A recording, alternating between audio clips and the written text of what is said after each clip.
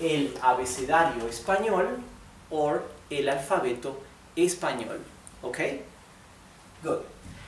A, B, C, D, E, F, G, H, I. First I'll read it fast. Later I'll focus a bit more on each letter so I can help you to pronounce it correctly. And I'll give you some hints on Spanish phonetics, okay?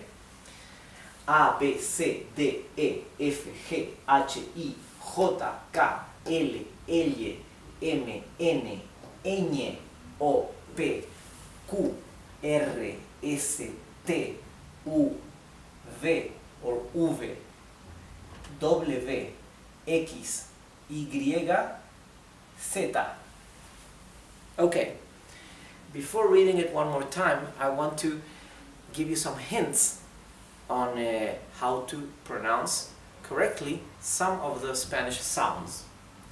So, in Spanish from Spain, so I mean in most parts of Spain in Europe, this would be theta, like the th in English, theta, th, right? However, in all Latin American countries and a few parts of Spain, there is no sound like th, th. Everything is pronounced th, like a simple S, okay?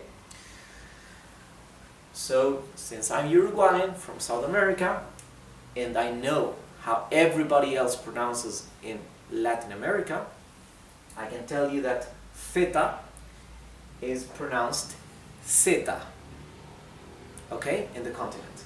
In Spain it would be theta. Good. Letter V. It's called uve. Uve. Why? To distinguish it from B, okay? English is more precise than Spanish in the correct pronunciation of consonants. It has always been.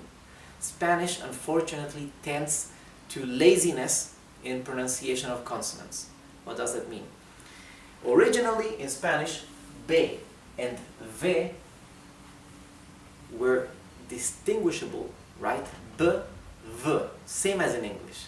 However, that through laziness, people would pronounce b, b, b, b, everything the same.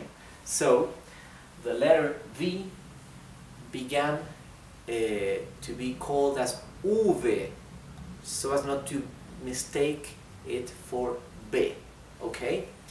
And unfortunately, for many years already, officially, the sound of V and B are the same.